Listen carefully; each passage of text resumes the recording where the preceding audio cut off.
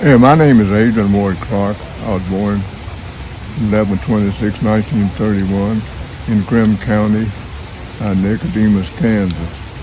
I lived with my grandmother and my mother and father and my four brothers and three sisters. We lived in a two-story home. We lived on 160 acres in Nicodemus, Kansas. What was it like when you were young living in Nicodemus?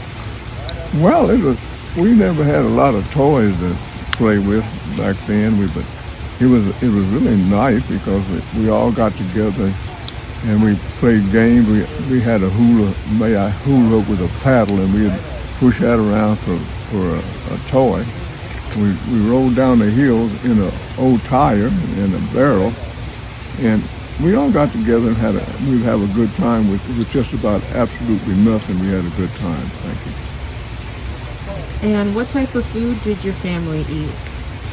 Well, during the summertime, my mother planted a garden like in May, June, July, in that part of Kansas where you could plant a garden, and she raised potatoes and onions and peas and beans and stuff like that. We cooked, but mostly meat we had was jackrabbits, because back then they had a lot of jackrabbits in Kansas, and the government give you a bounty.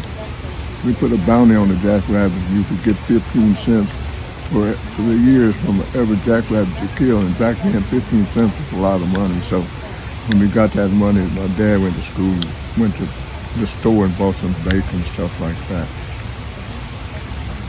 We had eggs, and we had eggs because we had chicken, so we had eggs and milk, and we made our own butter out of the cream that we milked from the cattle we had. Nice. And what was the music like back then? Do you remember any songs? Well, back then the music, Del Rio, Texas was the only station we could get on our old radio, and we didn't have much of a radio. But it was always cowboy music.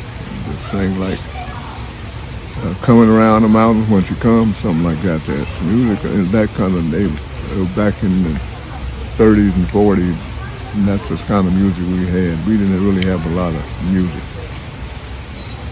Okay, and what types of books were popular to read, and were there a lot of books available?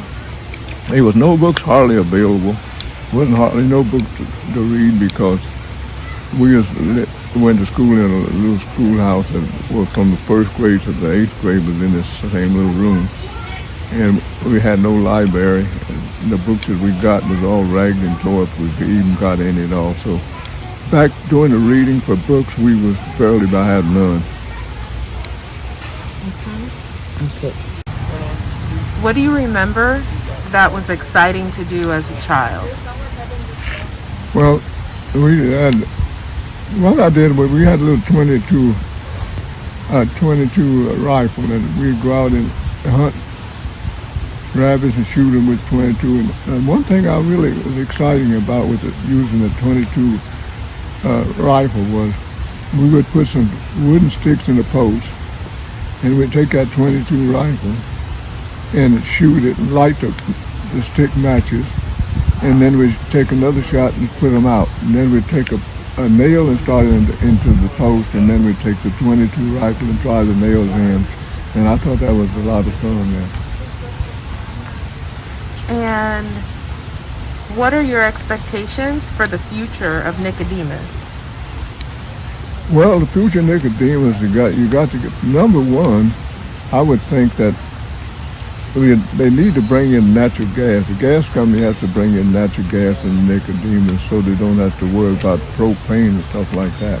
They already got electricity and water in there, so if they could bring in, the gas company would bring in natural gas, well, they could open up a hotel or a filling station, something right in Nicodemus there, and bring some jobs in there where people would have work doing in Nicodemus Township altogether.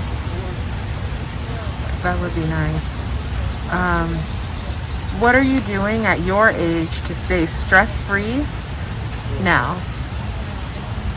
Well, to try to set, it's kind of hard to say because of the stuff that's going on today.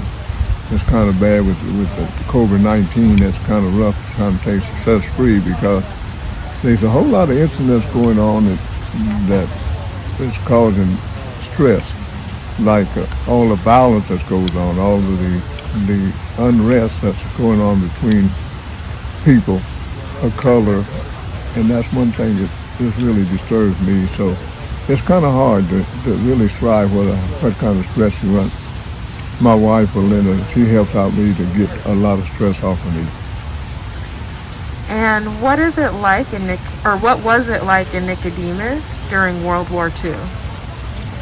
Well, during World War II, my brother went to service, and he could take out allotment, and they give you commodities and stuff like that. The federal government give you commodities, some kind of food that you could eat.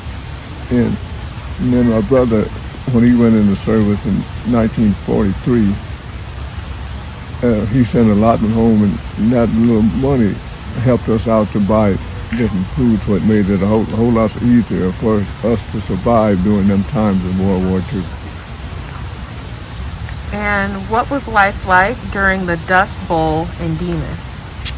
Well, that's nothing. You talk about snow and stuff and winter blowing, like, well, when you got dust blowing and you can't breathe, and you put a rag over your face because you don't have no mask, and it just turned to mud because it was so dirty, and the moisture from your face was.